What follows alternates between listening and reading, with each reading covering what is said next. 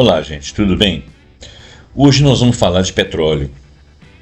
Aqui no programa Pontuando, nós vamos falar de petróleo. E o que nós vamos falar? Em primeiro lugar, houve uma entrevista do José Sérgio Gabrielli, que foi um comandante aí da Petrobras durante muitos anos, uma pessoa muito bem preparada, o currículo dele é imenso, e ele fez uma entrevista com aquele Bob Fernandes. Eu levantei algumas partes da entrevista, não toda ela, porque ela tem 1 hora de duração, e vou tocar em alguns assuntos com vocês aqui. Nós estamos em tempo da rota aí da COP30, né? E a gente quer falar um pouco da questão ambiental. Eu quero falar da questão lá da Foz do Amazonas, que é uma prospecção que eu acho temerária, mas ao mesmo tempo, se lá tiver petróleo, que a gente não tem certeza, ele pode aumentar a receita, enriquecer aquela região do país, mas causa impacto, mesmo que não haja derramamento. Então, existem dois lados aí. O petróleo precisa-se para tudo. Se você conseguir substituí-lo como fonte de energia, vai sobrar petróleo para o resto do tudo que eu estou falando. Mas a gente tem que financiar também a troca do petróleo como matéria-prima de produtos que são quase que 100% dos produtos que nós usamos, tem sempre um petróleo no meio. Então, se o petróleo acabar, a última gota for amanhã, a partir daí tudo vai envelhecer, quando tudo quebrar, nós vamos voltar à idade da pedra. Bom, da maneira como nós temos evoluído rapidamente, tecnologicamente, com todos os países aí fazendo experiência e conseguindo coisas, a gente pode trocar essa matéria-prima aí, mas é preciso de esforço e boa vontade. Enquanto você tem petróleo e precisa dele, nós temos que produzi-lo da melhor forma possível. Então a discussão aqui é o seguinte: o que é melhor? Quando que é bom produzir? Quando que é menos mal? Né? Vamos dar uma lida rápida nesses dois textos, para que não fique muito grande. Eu fiz 2 textos aqui, um relativo à entrevista do Zé Gabriel para o Bob Fernandes, que ele levanta algumas coisas, e o outro é misturado também com algumas pontuações que eu consegui aqui através da IA, e o outro é um texto que eu fui fazendo perguntas à IA, ela foi me dando resposta, eu fui confirmando. Então são 2 textos pequenos, mas se eu comentar muito acaba ficando grande, né? Então vamos falar. O fim do petróleo não é o fim do petróleo. Como é que é isso? Vamos ler. Entrevista com José Sérgio Gabrielli insere-se em um contexto de transformações profundas na matriz energética global. A narrativa contemporânea muitas vezes afirma assim: o petróleo acabou, vai acabar, ou que as energias renováveis substituirão rapidamente os combustíveis fósseis. Mas lembra Václav Smil e Daniel Yergin que essas transições energéticas historicamente são lentas, complexas, marcadas por longos períodos de coexistência na transição entre as fontes antigas e emergentes. Nesse sentido, Gabriel insiste que o petróleo vai continuar relevante até meados do século XXI, passando para o XXII, mesmo em cenários de descarbonização, o que está de acordo com as projeções da International Energy Agency, da World Energy Outlook de 2023. Mesmo no cenário da neutralidade do carbono, o petróleo ainda representa uma parcela significativa da matriz global de 2050, porque ele não existe só para produzir queima ou combustível. Essa visão realista, que não é catastrófica, estrutura todo o raciocínio de Gabrielli, entendendo a transição energética como uma reconfiguração de forças das nossas sociedades e não como uma substituição abrupta, porque ela não é passível de acontecer. Mas nós temos que começar, senão um dia pode ser tarde demais. O pré-sal é um ativo estratégico a longo prazo, sim. Nessa entrevista, ele destaca que o Brasil possui reserva de petróleo mais competitivas do mundo, que é o pré-sal, cujo custo da extração é bastante baixo e a produtividade por poço é bastante alta.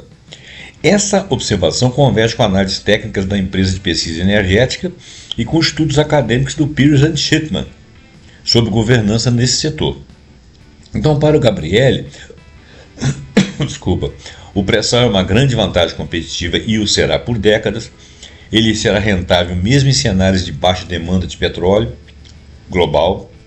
Ele pode sustentar políticas industriais, tecnológicas e de inovação para a substituição de matriz energética, para procura e pesquisa e desenvolvimento de produtos que venham substituir aquilo que o petróleo é base, que é quase tudo, né, o plástico, etc. Essa visão reforça a leitura dos economistas Eric Reinert, que é um economista, né, e a Alice Amsden. Setores intensivos em tecnologia e capital podem ser motores de desenvolvimento, mas tem que haver uma coordenação estratégica com políticas governamentais, políticas públicas que sejam robustas. Nós temos que ter lideranças para isso. O discurso da transição: olha, renováveis, energia sim. Imediatamente, não. Quase todas elas são temporárias, ou melhor, sazonais. Não é bem sazonais, né? Intermitentes. O Gabriel argumenta que o Brasil pode tornar-se uma potência energética híbrida, e de certa forma já é, combinando o petróleo com os renováveis que nós já fazemos uso.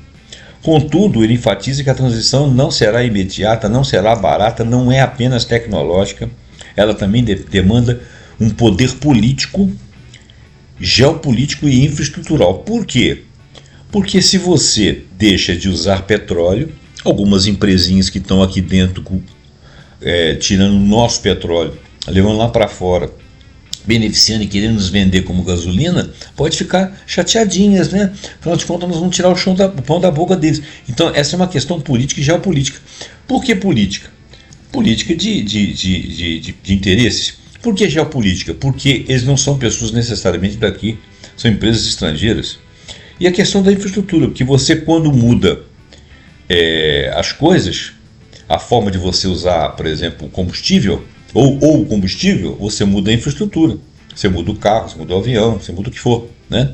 Então essa visão ecoa com o Václav Smil, que escreveu Energy and Civilization, o Benjamin Sovacool, que falou de transições energéticas que são socialmente negociadas, que têm que ser negociadas, infelizmente, e o Michael Clare, que fala de energia como um vetor geopolítico, porque mexe com interesses de muitos.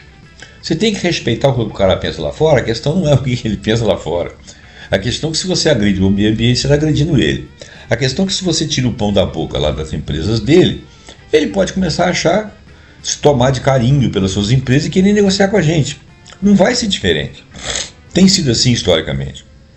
Então, Gabriel observa um ponto crucial, frequentemente esquecido: a intermitência da energia solar e da energia eólica.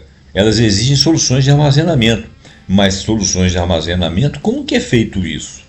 Porque pode ser feito através de baterias, mas não é fácil. Sem baterias baratas ou hidrogênio competitivo, grandes parques renováveis podem gerar energia excedente que não vai ser aproveitada para nada. Em tempo, nós poderíamos dizer o seguinte: baterias para parques de energia renovável podem armazenar energia, né? Porque aquela energia que você não está usando, ela está indo para a bateria, está estocando na bateria. Existem opções de menor custo, quer dizer, você pode ter muitas baterias, como por exemplo as de chumbo ácido, embora essas de íon lítio sejam bem mais eficientes, mas você pode estocar lá no chumbo ácido, que alguma coisa vai ficar estocada. E são mais populares, né? E mais outras tecnologias de baixo custo, como a bateria de areia, a bateria de ferro-ar, em desenvolvimento, aquela que os chineses descobriram lá, que tem nióbio com outro mineral lá, que são bem menores e tal. Bom, isso é amplamente documentado, estudado pela Agência Internacional das Energias Renováveis e pela Electricity Storage and Renewables e pelo Jacobson, junto com outros autores. Em 2015 lançou uma publicação falando dos modelos 100% renováveis enfrentam limites técnicos sem armazenamento massivo, quer dizer, há uma perda considerável. Mas o que é o hidrogênio verde? Ele diz o Gabriel, é uma promessa real, está distante no horizonte. Por quê? Bom, o hidrogênio verde é o hidrogênio produzido de forma sustentável através da eletrólise da água, utilizando energia de fontes renováveis como solar, eólica e hídrica. Este método não emite carbono E o gás resultante pode ser usado como combustível limpo em diversas aplicações, sendo uma peça-chave da transição energética para combater as mudanças climáticas. Não é tão fácil assim. Você produz o oxigênio, você coloca ele no automóvel, não pode escapar, porque ele pode inflamar, né?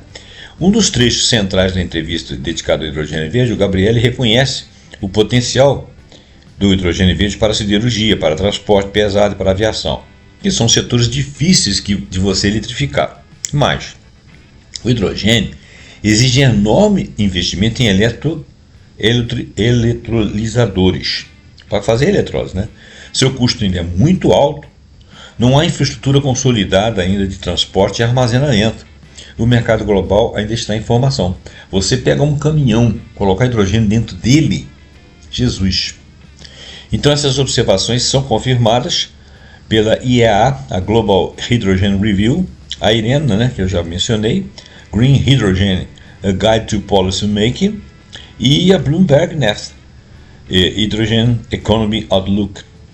O Gabriel também mencionou projetos no Nordeste brasileiro, o que encontra respaldo em estudos recentes publicados no CNI, no BNEF, no EPE, entre os anos de 2022 e 2023, sobre o potencial do Brasil nas rotas de hidrogênio verde devido à matriz já ser altamente renovável, que é água, né? A política de preços da Petrobras, quais são os riscos fiscais estratégicos? O Gabriel falou sobre isso. Ele critica o modelo de política de preços estabelecidos nos governos anteriores ao atual, quando a Petrobras começou a praticar preços alinhados ao mercado internacional, o tal de PPI. Para ele, vincular rigidamente combustíveis ao preço internacional cria volatilidade interna, porque expõe o mercado doméstico a flutuações de fatores externos, como cotação do petróleo e a variação cambial, que é o dólar. Essa crítica parte de Beluso e Galípolo, que fala da volatilidade global do petróleo e impactos macroeconômicos, e de um tal de Sauber,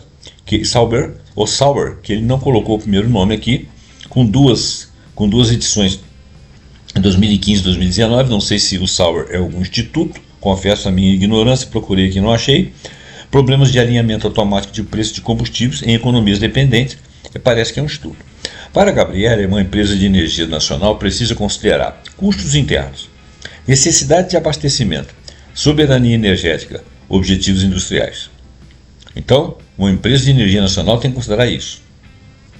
Desintegração da Petrobras. O que eles fizeram aí que foi a fragmentação, que eu acho uma puta de uma sacanagem. Fizeram por pressão externa. Fica justificando aqui para nós, né, falando bobagem para a gente. A fragmentação da Petrobras ocorreu principalmente através de processo contínuo de desinvestimento e venda de ativos. Nós criamos tudo aqui dentro, o que temos que vender? Intensificado após a quebra do monopólio estatal já em 1990 pelo famoso, reconhecido internacionalmente, o senhor FHC, e acelerado em anos mais recentes, especialmente durante o governo anterior ao atual, daquele cara. Um dos eixos mais fortes da fala de Gabriel sobre a crítica dessa fragmentação, que teria perdido refinarias. Pô, refinaria não é um troço que você constrói com facilidade, você vender por preço de banana aí, pô, deixa a refinaria aqui, economia para nós. Os gasodutos, por que você tem que fazer o gasoduto e privatizar?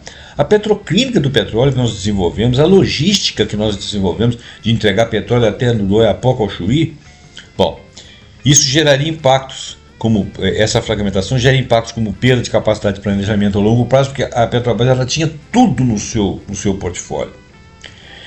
Provocaria dependência do mercado externo por derivados. Você vende petróleo, o petróleo cru, você tem que comprar gasolina. Redução do poder de coordenação sobre a cadeia nossa produtiva, que nós estamos com a cadeia produtiva toda na mão. Enfraquecimento geopolítico do Brasil, que você começa a depender de energia externa. Para que fazer isso? Só pode ser porque alguns vendidos aqui dentro se vendem com os caras lá de fora, tá na cara. Piketty e Zuckman falam de a perda de ativos estratégicos e a dependência externa que vem a causar. O Chang, que é um outro economista, fala do papel das estatais na construção das indústrias estratégicas. Todo país grandão tem indústria estratégica que é privatizada. Os Estados Unidos também tem. E quando a GM, que empregava 1 milhão, não sei quantos milhões de pessoas lá, começou a quebrar, o que eles fizeram? O Estado comprou a GM. Tá? E depois deixou lá, foi pacificando, prendeu a diretoria, acabou com a corrupção, lá, e depois foi vendendo ações.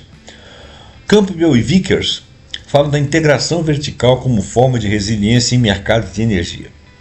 Entendo. Quando você faz a quebra do monopólio estatal em 1995-97, o processo começou com a emenda constitucional fulana de tal, que veio acabar com o monopólio estatal do petróleo e foi regulamentado pela lei fulana de tal, que eu não vou ficar falando aqui, que não interessa. Criou a Agência Nacional do Petróleo, a chamada ANP, e começou a abrir o setor para iniciativa privada. Fui contra. Dependesse de mim, Zé Roberto, jamais aconteceria. Mas fizeram isso. Foi muito dolorido. Bom, isso permitiu a entrada de outras empresas no mercado de exploração, no mercado de produção, no mercado de refino, de importação e exportação. Tudo poderia ser nosso. Ganho nosso. Porque é tecnologia, desenvolvimento e competência nossa. Ah, mas tem corrupção. É muito pouco diante do avanço que dá. Esse papo de corrupção é mentira. Ah, não tem? Tem. Mas é mentira você falar que você está preocupado com isso. Você está preocupado em dar para os outros. E os outros estão preocupados em tomar de você. Planos de desinvestimento. A partir de meados da década de 2010, a Petrobras implementou planos agressivos de venda de ativos como parte da estratégia para reduzir endividamento. O endividamento da Petrobras era totalmente compatível no mercado externo, sabe por quê? Porque a Petrobras conseguia financiamento. Ela tinha um valor de mercado altíssimo que permitia ela ter dívidas. Toda empresa grande tem dívidas. Então isso foi uma mentira. A Petrobras está com 80 milhões de dívidas, mas ela tinha 160 milhões a receber, que ia ser vagarosamente, focar em atividades principais, exploração e produção pré-sal e atrair parceiros. Quer dizer, eles optaram por acabar com o tal chamado endividamento que era contábil e focar em atividades principais, exploração e produção de pré-sal. Aí você vende óleo cru, que custa R$1, vamos supor, né, chutando, né, e compra a gasolina que custa 10, porque alguém refinou lá fora, porque nós vendemos tudo, nós vamos só produzir, explorar e produzir. Tomar banho.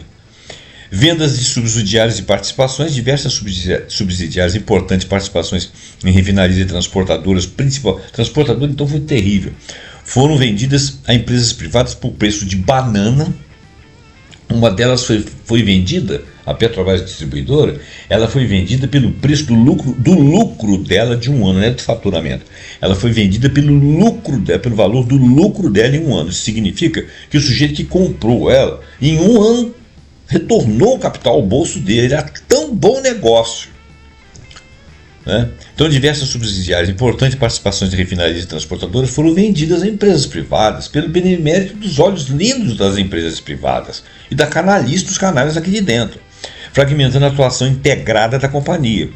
Exemplos notáveis incluem a BR Distribuidora, cuja venda da participação, hoje chamada Vibra Energia, mas ainda tem o nome de Petrobras que eu vou deixar chamar a atenção, que resultou na proibição da Petrobras de atuar na distribuição. Existe uma lei que proíbe a Petrobras de distribuir aquilo que ela produz. Por quê? Se ela distribui para o Brasil todo com lucros, impostos que são deficitários, mas que são cobertos pelos que têm lucro, e com isso você chega ao desenvolvimento do Brasil todo, e as empresas privadas não vão fazer isso porque só interessa para elas o lucro, quer dizer, acaba que os consumidores vão pagar mais caro pelos combustíveis em alguns períodos. Transporte de gás, as TAG e as NTS, venda de malhas de gasodutos inteiros da nova transportadora Sudeste, da NTS e da transportadora associada de gás TAG. Para quê? Para empresas do grupo francês Engie. Para que fazer isso? Porque você acaba com dívida. Que dívida, cacete! Refinarias, venda de algumas refinarias, como a refinaria de Pasadena, nos Estados Unidos, refinaria de Six, no Paraná, para a Forbes Manhattan, e planos de privatização de outras refinarias que posteriormente, graças a Deus, foram cancelados. Outros ativos, venda de operações no Paraguai e de campos de exploração de petróleo. Motivações e consequências dessa canalice. As principais motivações para essas vendas foram a necessidade de capital para pagar dívidas. Isso aí é uma mentira, tá? Eu estou falando para você. O foco estratégico no pré-sal, a busca por maior eficiência e a crença que a privatização aumenta a lucratividade das empresas. Balela, bobagem. A empresa conseguia fazer tudo. Explorar e entregar na porta. Refinar com tudo. E quando você vende isso aí para quem precisa, você está vendendo valor agregado da sua competência da sua tecnologia. Que dívida é essa? Só se fosse uma dívida que valia 5 vezes o valor dela de mercado, e não é verdade.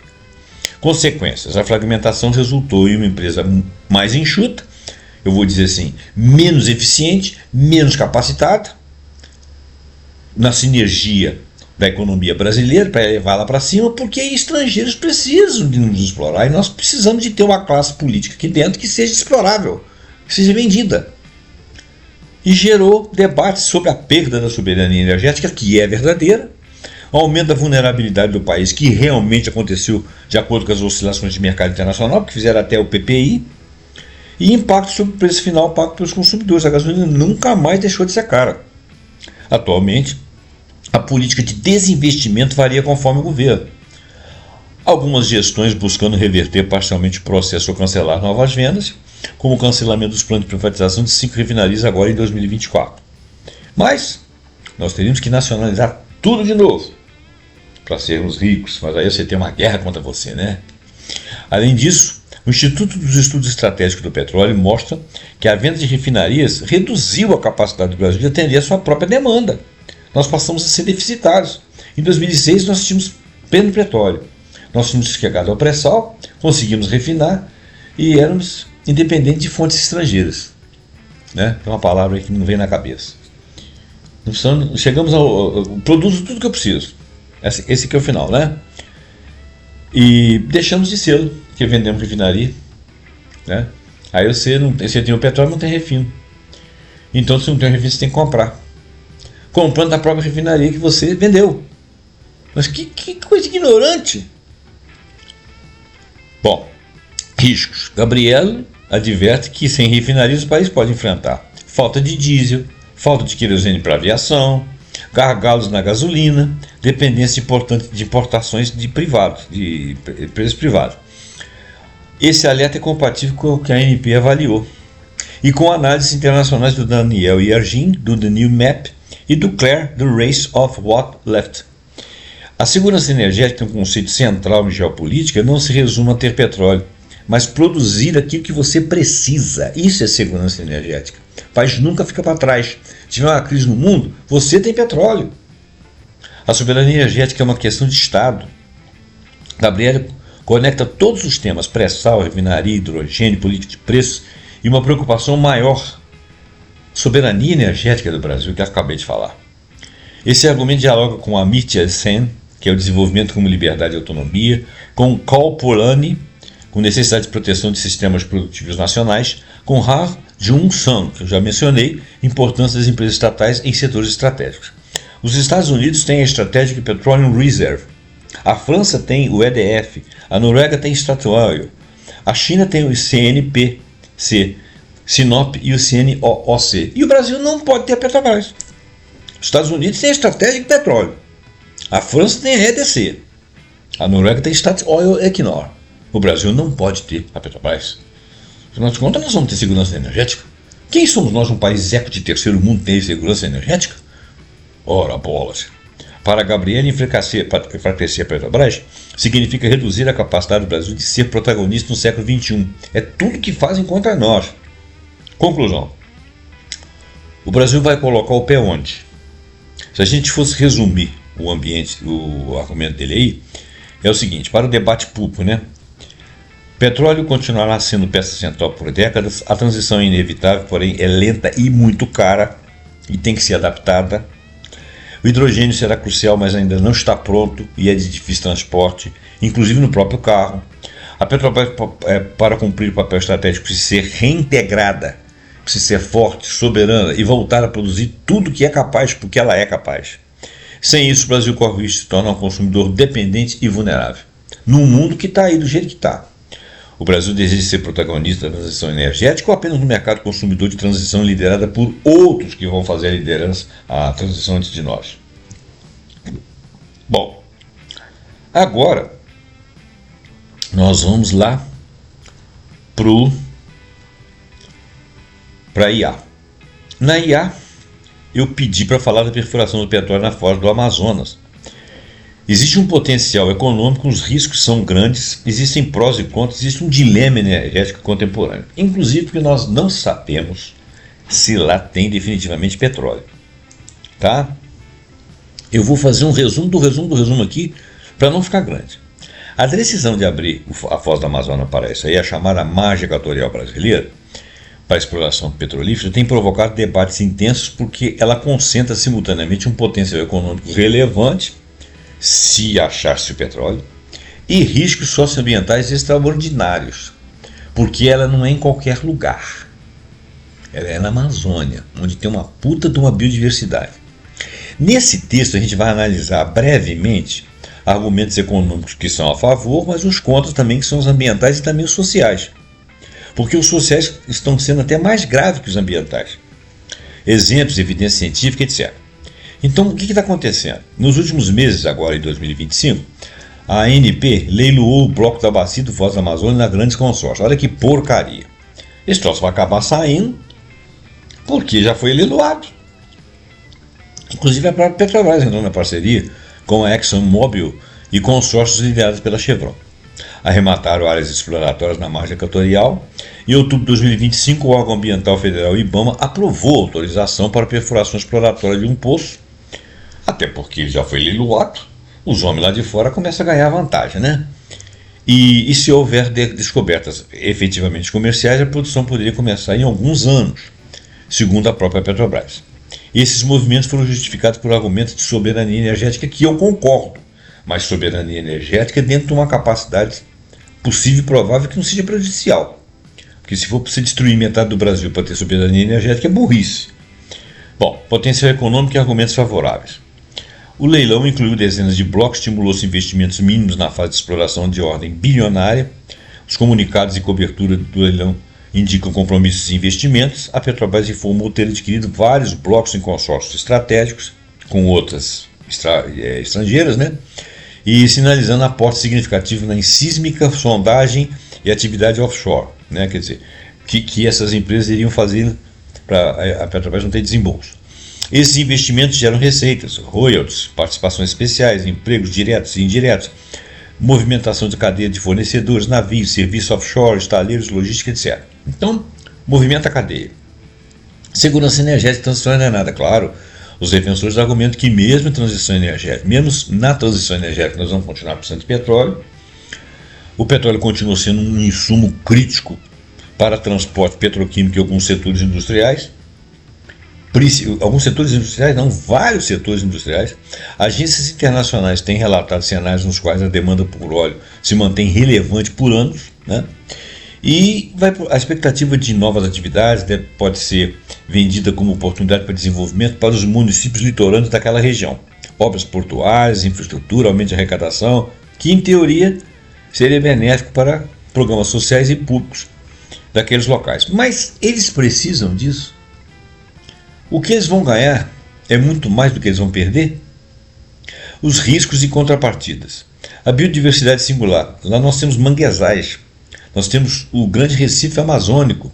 A região de margem equatorial abriga o que os cientistas descrevem como um sistema recifal único. O grande Recife amazônico, a Amazon Reef, além de maior faixa contínua de manguezais do mundo, é importante berçário de pesqueiros. Esses ecossistemas são pouco conhecidos e possuem espécies adaptadas a condições únicas, lama fluvial, turbidez, dinâmica de sedimentos. Você não vai encontrar isso em outro lugar. Acabou com aquilo, acabou. A descoberta científica dos recifes, né, em 2016, suscitou um alerta a cientistas pela fragilidade daquele sistema face às atividades petrolíferas. Existem vulnerabilidades nos manguezais a óleo e impactos duradouros. A literatura científica mostra que os manguezais são especialmente vulneráveis a derramamento de óleo. Bom, mas a gente pode considerar que a Petrobras nunca houve com ela um acidente de derramamento de óleo. Mas uma empresa coligada dela lá pode cometer e ela própria, né? Então, esse impacto seria terrível. O risco marca a área de correntes fortes, plumas de sedimentos continentais que se estendem por centenas de quilômetros. Essa dinâmica pode transportar o óleo rapidamente ao longo da costa brasileira e para ecossistemas muito sensíveis, distantes. Combinação de mar aberto, corrente de água profunda torna as respostas a emergências muito mais complexas que em áreas costeiras mais calmas. Como é que você vai resolver um problema desse mais longe? Numa outra forma, porque lá lá não é a costa que nós já estamos acostumados com ela. São águas mais calmas, mas lá na frente. Relatórios de simulações independentes alertaram que o caso de blowout profundo, né, no caso aí você ter lá a descida do petróleo, frações de óleo podem afundar ou atingir recifes e manguezais, que são altamente sensíveis e não retornariam rápido. Limpou, acabou, não. Você vai limpar, morreu tudo. Para recomeçar aquilo ali, talvez não aconteça. Manchas de óleo, por exemplo, que atingiram o litoral nordestino em 2019 e 2020, ilustram que rastrear e remediar manchas em áreas extensas e remotas é caro e ineficaz.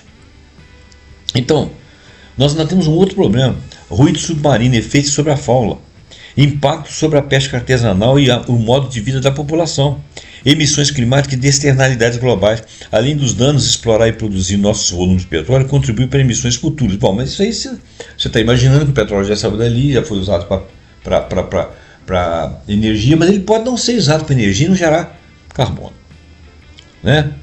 A evidência aí, o nosso problema é o seguinte: se o petróleo for usado para matéria-prima e se não houver nenhum derramamento, vale a pena fazer isso? Nós temos que raciocinar com a situação ótima. Porque se for para produzir petróleo para ficar queimando, a gente não quer. Se for para produzir petróleo e correr risco de derramamento, a gente não quer. A situação ótima.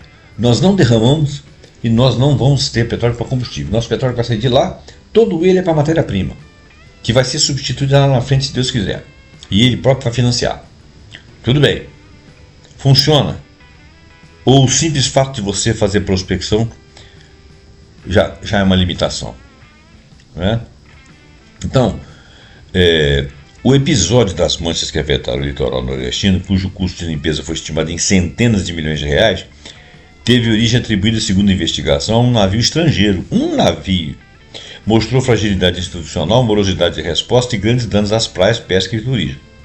Esse episódio, frequentemente citado por especialistas como alerta de que, mesmo sem produção local, o litoral brasileiro já é altamente vulnerável a isso. E se for um cargueiro de fora buscar petróleo lá, e a Petrobras não deixou derramar, a Exxon e a Shell não deixaram derramar, mas o navio lá derramou, naquele local, complica. Então, independente de haver acidente, um transportador pode causar esse acidente. Então, esse é um caso a se pensar. As empresas e o governo sustentam que autorizações foram condicionadas a planos de emergência, capacidade de contenção, recuperação, reboques, boias, centros de monitoramento, testes de contingência, investimento em tecnologia de resposta e cumprimento de padrões internacionais. O IBAMA e outros órgãos públicos afirmaram ter imposto exigências técnicas ao licenciamento, várias exigências. A indústria também argumenta que as tecnologias de perfuração profunda evoluíram muito e que houve aprendizado desde os acidentes com a Deepwater Horizons. Além disso, as empresas alegam que os royalties e receitas financiarão a própria infraestrutura de desenvolvimento regional. Isso é o que eles falam, né?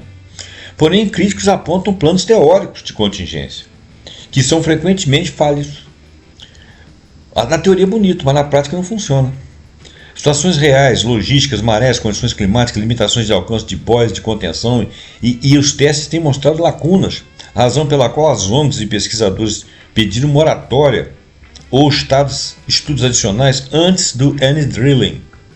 Ou seja, os relatórios independentes da ONGs e universidades têm produzido simulações que mostram o cenário de derramamento, não necessariamente por acidentes, mas com os próprios transportes, impactam recifes, mangues extensas, faixas costeiras. Eles pediram lá um tempo, né? Foi dado o tempo. Bom, mas nós temos uma necessidade de petróleo hoje, né? O debate nacional é precisar ou não precisar. A gente precisa. A agência como a IEA apresenta cenários diversos. Alguns trajetos mostram um pico e declínio rápido do uso do petróleo.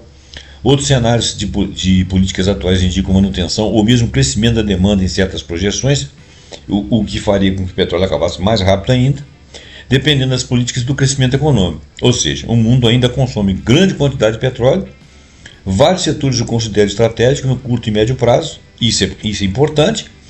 Isso é usado para justificar a exploração responsável com recursos domésticos aonde aparecer, porque nós precisamos, senão para a sociedade.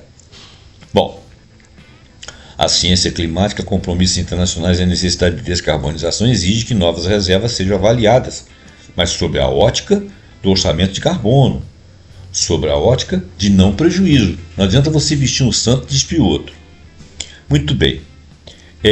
Tem exemplos comparativos aqui, lições aprendidas na Guiânia, desastre de vazamento da Deepwater Horizon em 2010, as manchas brasileiras e parará. O que é preciso? Aplicar o princípio da precaução, estudos de impacto independentes e públicos, zonas de exclusão, tem áreas que você não pode ter nada ali dentro, padrões de responsabilidade estrita de fundos e fundos de emergência para que você tenha que resolver algum problema, e fundos poupudos, porque essas coisas são caras, transparência e monitoramento contínuo, participação local das próprias populações, linkar receita e desenvolvimento de energia limpa, ou seja, tudo que você ganhar de um jeito é para você fazer mitigação de energia, de custo de energia, ou seja, descobertas e centrais energéticas e elétricas de energia que sejam não carbono, ou seja, não fósseis, entre outras coisas, e moratória condicional, ou seja, considerar a moratória até que as tecnologias de contenção e resposta logística sejam efetivas. Então o balanço é um balanço prudente. Agora olha bem, nós temos várias fontes aqui. Nós temos a Reuters, a AP News, a ANP, a Mongabay, The Guardian, Mongabay de novo, WWF Brasil, Greenpeace, InfoAmazônia, Remote Sensing, tem até o Revisões de Efeito de Sísmico e Ruído da Vida Marinha, a CDB Review, e tem a Internacional do Petróleo. Muito bem. Agora, sem poluição, sem nenhum desastre, tá? Mesmo sem qualquer derramamento de óleo, a prospecção de exploração de petróleo naquela área é uma atividade poluente. Por quê? Gera impactos ambientais significativos. Não tendo nenhum tipo de... Mesmo você desconsiderando que ele vai ser usado como energia antes, não vai ser usado. Então, tá, não vai ter acidente, tá, não vai ter nenhum cargueiro que vai derramar, tá, nada. Mas o imaginário público costuma associar o dano ambiental apenas aos grandes vazamentos, aos pequenos vazamentos, a questão de que depois você vai queimar aquele combustível e tal. Mas não é nada disso. Toda a cadeia, desde a prospecção sísmica até a produção das plataformas, produz impactos. Então, explorar petróleo por si só já é poluente, por isso que tem que ser bem avaliado. Existe uma poluição chamada poluição sonora, sísmica na operação. Os air guns, que são armas de ar utilizadas em levantamentos sísmicos, liberam ondas de choque repetidas a cada 10 a 15 segundos, por semanas ou meses, em várias áreas de extensão. Você imagina que os bichinhos lá no mar lá vão ficar doidos. Vai morrer, bicho. O nível de ruído pode chegar a 230 decibéis, equivalente debaixo d'água a explosões contínuas. Esses sons causam estresse, desorientação, alteração de rota de migração, abandono de áreas de alimento, prejuízo na reprodução de peixes, tartarugas, camarões, golfinhos, baleias, etc. Estudos científicos mostram uma queda acentuada na captura de peixe durante campanhas sísmicas. Em alguns casos, chega a uma queda de 70%. Conclusão: mesmo com zero derramamento, apenas o ruído já é um poluente e ele vai estar lá. Não tem como não estar. Descargas legais de resíduos efluentes, mesmo quando tudo dá certo. A água da produção. Quando o petróleo é extraído, ele vem misturado com água subterrânea rica em hidrocarbonetos dissolvidos, metais pesados, substâncias tóxicas como benzeno, e mesmo tratada, essa água é liberada no mar diariamente em grandes volumes. Se ela tiver, por pouco que seja, uma quantidade de metal pesado, por pouco que seja, rastros de substâncias tóxicas ou benzeno, ao longo do tempo ela será contaminada. Lama de profunda e cascalho. Mesmo sendo materiais controlados, contém surfactantes, metanol, lubrificantes, inibidores químicos, biocidas e metais. Parte inevitavelmente se dispersa no ambiente marinho que você não tem como deter. Emissões atmosféricas. A plataforma queimam diesel, gás e fazem flaring, que é a queima do gás excedente, liberando o CO2, o NO2 e o SO2. Acho que é tudo dois aqui. Em partículas poluentes. Pouco, mas todo dia. Isso contribui para aquecimento global, obviamente, e para a acidificação dos oceanos. A atividade é poluente por definição, sem o acidente.